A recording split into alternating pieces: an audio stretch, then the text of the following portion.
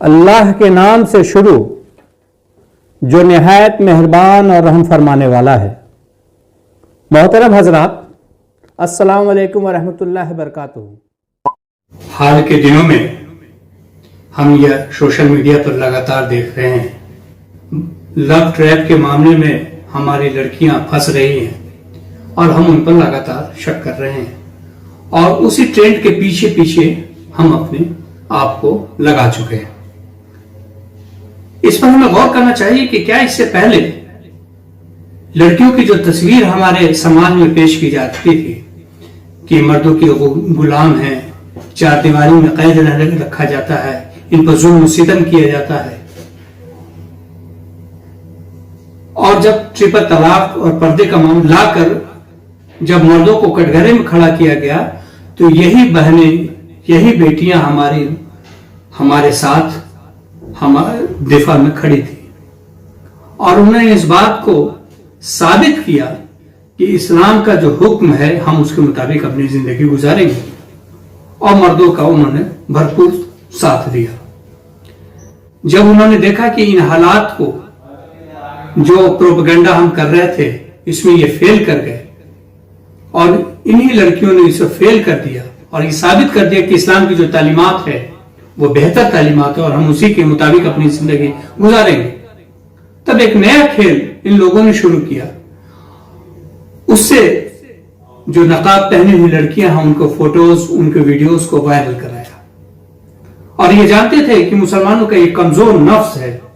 جس پر ہم حملہ کریں گے، جس پر ہم ٹارگٹ کریں گے تو ہم بہت حد تک کامیاب ہو جائیں گے۔ اور جس مستعدی کے ساتھ ہماری ان بہن بیٹیوں نے اس وقت اسلام کا دامن تھامے رکھا، مردوں کا ساتھ دیا، لیکن آج ہم ان کے ساتھ کھڑے نہیں نظر آتے۔ آج ہم ہر لڑکی پر اس نظر کو سے سوچ رہے ہیں، اس کے پر کو کاٹنا چاہتے ہیں۔ میں نہیں کہتا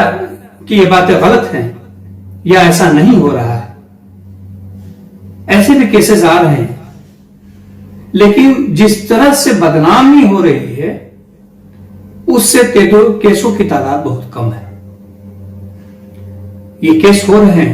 لیکن ہمیں غور کرنا چاہیے کہ یہ آخر ہو کیوں رہے ہیں۔ ہمیں فوکس یہاں کرنا چاہیے، تدبیریں یہاں کرنی چاہیے کہ ہم اسے روک تھام کیسے کر سکتے ہیں۔ اگر یہ حالات آ رہے ہیں تو ہم اسے روکے کیسے؟ اس کی جگہ پر ہم نے دوسری باتوں پر دھیان دیا، اور ہم نے مان لیا کہ بڑی تعداد میں لڑکیاں ہمارے مذہب سے جا رہی ہیں۔ اگر مان بھی لیتے ہیں کہ کچھ تعداد میں لڑکیاں جا رہی ہیں تو اس پر غور کیجئے کہ وہ ایک لڑکی جو جا رہی ہے وہ تو صرف اپنی دنیا اور آخرت خراب کر رہی ہے، لیکن بدلے میں جو لڑکیاں آ رہی ہیں وہ تو ہمارا پورا خاندانی نظام میں برباد کر رہی ہیں۔ کچھ دنوں پہلے تک یہ ہمارے ذہن میں خوش فہمی ہم پالے ہوئے تھے کہ ہمارے بچے جب لو میرج کرتے تھے تو اسے ہم ارینج کی شکل دیتے تھے، اور نہ ہی صرف ارینج میرج کی شکل دیتے تھے بلکہ اسے سماج میں صحیح ثابت کرنے کے لیے یہ بھی کہتے تھے کہ ہم نے اسے کلمہ پڑھا دیا، مسلمان بنا دیا۔ ذرا غور کیجئے کہ کیا ایسے کلمے کو اسلام اہمیت دیتا ہے؟ کیا اللہ اور اس کے رسول صلی اللہ علیہ وسلم ایسے کلمے پڑھنے کو پسند کرتے ہیں؟ تو جواب ملے گا ہرگز نہیں۔ اللہ رب العزت نے لڑکے اور لڑکیوں دونوں کو غیر مسلموں سے شادی کرنے کو منع فرمایا ہے، الا یہ کہ وہ ایمان میں داخل ہو جائے۔ ایمان میں داخل کا کیا کنڈیشنز ہو گئے کہ انہوں نے ایمان کو، اسلام کو پڑھا، سمجھا اور اپنی مرضی سے ایمان لے آئے، کہیں بھی لا گئے۔ اب ان کا مسئلہ آیا شادی بیاہ کا، تو ایک ہمارے یہاں سے ایک نوجوان کھڑا ہوا اور کہا کہ ہم نے شادی کرنی ہے، تو یہ معاملہ ہو گیا۔ ہمارے یہاں سے ایک لڑکی کھڑی ہوئی اور اس نے کہا کہ میں نے شادی کرنے لینا ہے اس سے، تو یہ جائز ہے، لیکن ہم نے پھنسایا۔ اب شادی کرنا ہے، سماج میں خاندان کے اسٹیٹس کو دیکھنا ہے، لوگوں کی رسوائی سے بچنا ہے، تو ہم نے کہہ دیا کہ ان کو ہم نے کلمہ پڑھا دیا، تو یہ کلمہ قطعی اسلام جو ہے اس کو پسند نہیں کرتا ہے، اور نہ ہی اللہ جو ہے اس کو پسند کرتا ہے۔ ایک بہت بڑی تعداد مسلمانوں کی ایسی ہے جس میں مسلمان لڑکوں کا یہ ماننا ہے کہ یہ غیر لڑکوں کی، غیر مسلم لڑکوں سے حرام کاری کرے تو بڑی ان کو پریشانی ہوتی ہے، لیکن وہ ہمارے ساتھ کریں تو ٹھیک ہے، قوم کے لڑکوں کے ساتھ مسلمانوں کے ساتھ کرے تو وہ ٹھیک۔ تو یہ کیا ان کی سیفٹی ہے؟ یہ درندگی آپ کی ہے، بے چینی آپ کی ہے۔ جب گھر سے بہنیں گھنٹوں غائب رہتی ہیں، جب بیٹیاں گھنٹوں غائب رہتی ہیں، اس وقت یہ دھیان بھائی کو، باپ کو کیوں نہیں آتا ہے کہ وہ کہاں جا رہی ہیں، کیوں جا رہی ہیں، کس کے ساتھ اتنی دیر تک رہی ہیں، اس کے بارے میں پوچھ تاچھ کیوں نہیں ہوتی ہے؟ کیا ان پر اتنا اندھا یقین ہے کہ وہ کوئی غلط نہیں کریں گے؟ جبکہ آپ نے اسلام ان کے ذہنوں میں نہیں رکھا ہے، ان کے دلوں میں اسلام اور اللہ اور اس کے رسول کی پیغامات کو نہیں بیٹھایا ہے۔ تو اسے ہمیں سوچنا ہوگا، غور کرنا ہوگا۔ یہ حالات ہیں، اس پر ہمیں سوچنا ہوگا کہ یہ جو پریشانی ہمارے سامنے آئی ہے، یہ جو بڑی تعداد میں ایک ٹارگیٹ بیسڈ پلان وے میں ایک کام ہو رہا ہے، جو ہماری لڑکیوں کے ساتھ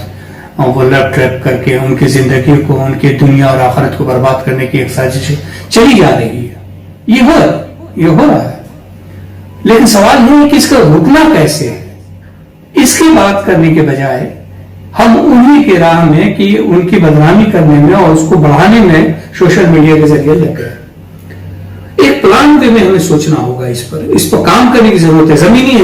لیول پہ جا کر کے کام کرنے کی ضرورت ہے کہ آخر ہم اسے روکے کیسے۔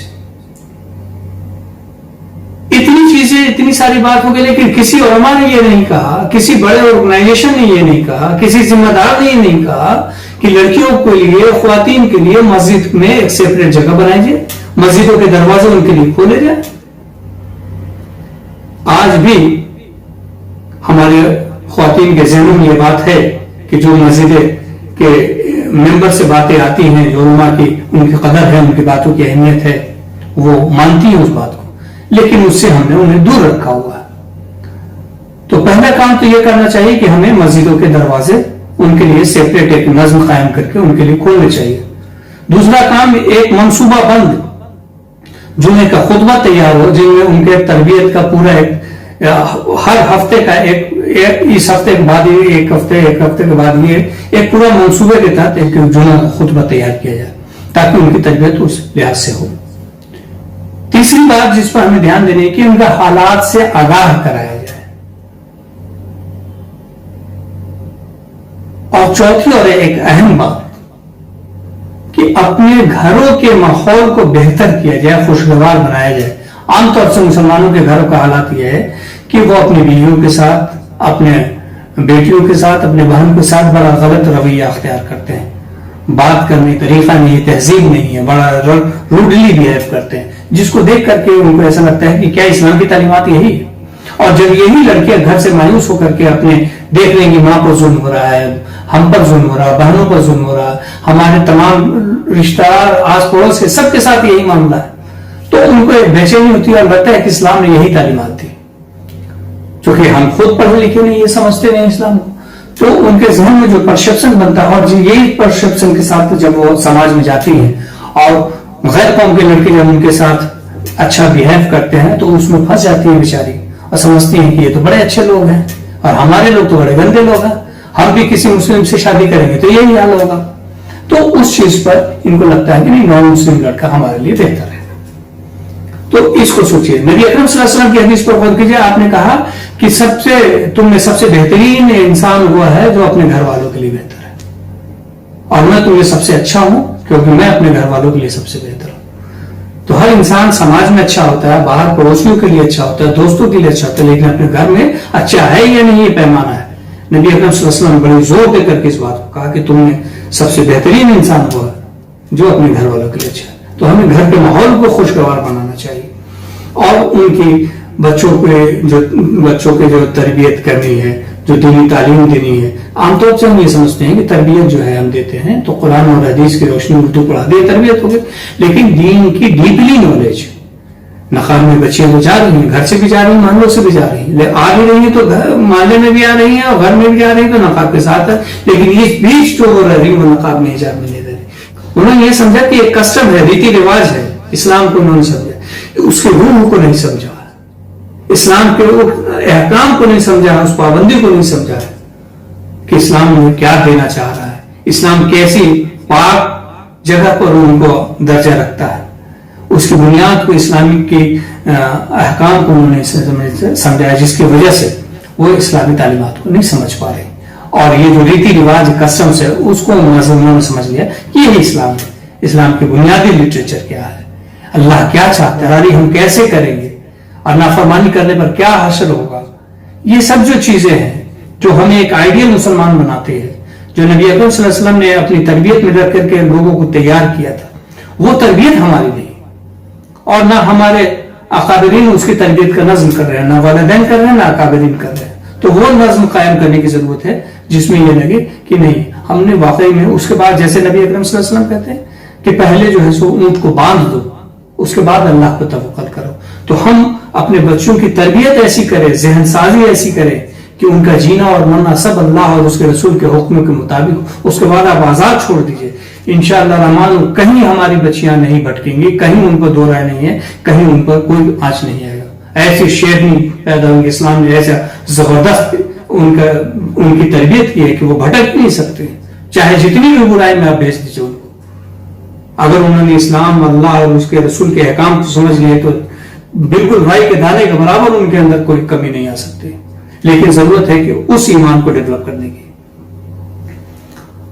उसके हिसाब से एक हमारे सामने एक बड़ी बात आ रही है कि क्या है, तो फ्रेंड है, लड़का लड़की फ्रेंड है,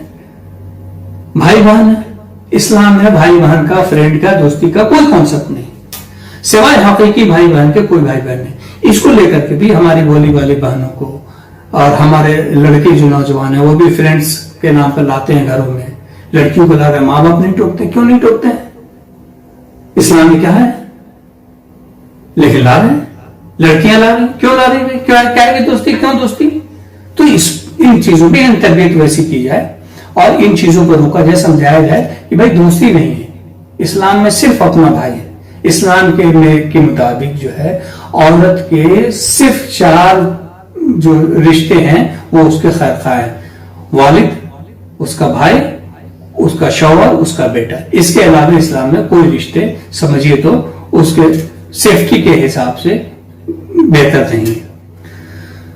अपने लड़कों को भी दूसरे के मजहब की लड़कियों से शादी करने से रोका जाए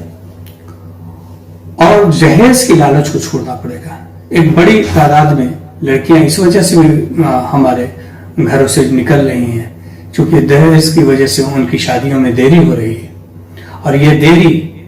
चूंकि जहेज नहीं अदा कर पा रही इसलिए शादी नहीं हो रही है, और वहां उनकी शादियां बाकी कर ले रही, लव मैरिज करके कर ले रही, तो उनकी फ्री में हो जा रही है। तो अल्लाह ताला ने इंसान की जरूरत रखी है, बुनियादी जरूरतों में एक जरूरत है शौहर, तो इसलिए वक्त पर शादी की जाए और जहेज की लानत को छोड़ा जाए, निकाह को आसान किया जाए। कम से कम आदमी जो है मस्जिद में निकाह कराए, लड़की को रुखसत करा कर ले आए जो शरई तरीका है उसके मुताबिक, तो इस पर हम काबू पा सकते हैं। दूसरी चीज ये भी देखा जा रहा है, समाज में फाइनेंशियल हम बहुत स्ट्रांग नहीं है हमारी सोसाइटी, तो लड़के कम उम्र में भी जा करके वो काम करने लगते हैं, घरों में पैसे लाने लगते हैं, और जब पैसे आने लगते हैं तो लड़कियां जो है उनके पीछे जो रह जाती हैं वो पढ़ने लगती हैं, तो वो ज्यादा तालीम याफ्ता हो जा रही, हमारे लड़के कम है, तो जो ज्यादा पढ़ लिख रहे हैं वो फिर हम उनके म्यार के लड़के नहीं मिल रहे हैं, तो वहां जब शायद गैप हो रही है तो वो एडजस्टमेंट नहीं हो पा रहा। तो इसे पे गौर करने की जरूरत है कि हम अपने बच्चों को भी लड़कियों की तरह ही तालीम दें, उनके बीच में जो गैप है उसको हम ज्यादा न पनपने दें। लड़कियों को जैसे हम पढ़ा रहे हैं थोड़ी सी मेहनत करके, थोड़ा सा अपने बच्चों को बोझ कम करके कि नहीं अभी तुम्हारी उम्र पढ़ने की, हायर एजुकेशन की तरफ जाए, ताकि एक बैलेंस बना रहे समाज में। बैलेंस नहीं बनने की वजह से भी ये खराबी आ रही है। इससे पहले कि यह आग हमारे घरों तक पहुंचे, हमें इस नुकात पर जमीन पर उतर कर एक ठोस काम करना पड़ेगा, मनसूबाबंद काम करना पड़ेगा और रेगुलर लगातार काम करना पड़ेगा। वो आखिरी दावाना अनिल